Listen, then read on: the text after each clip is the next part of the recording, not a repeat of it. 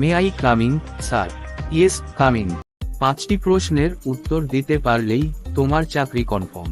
জি sir, আপনি প্রশ্ন করেন। একটা প্লেনে 50টা ইট আছে, একটা ইট ফেলে দিলে থাকে কয়টা?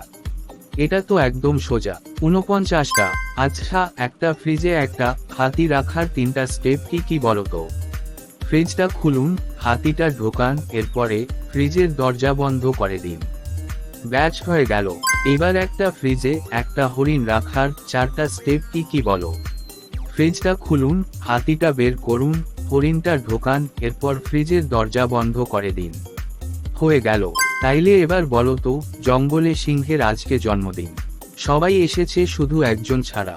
কে আসেনি এবং কেন? হরিণ আসেনি, কারণ সে ফ্রিজে। এক বৃদ্ধা কুমির ভর্তি একটা খাল পার হলো কোনো ক্ষতি ছাড়াই। কিভাবে? কারণ সব কুমিরগুলো তো সিংহের জন্মদিনে গিয়েছে।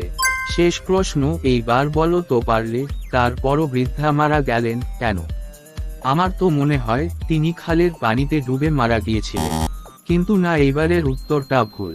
প্লেন থেকে যেইটা পড়ে গিয়েছিল সেটা তার মাথায় পড়ে সে মারা গিয়েছিল। তুমি এখন আসতে পারো।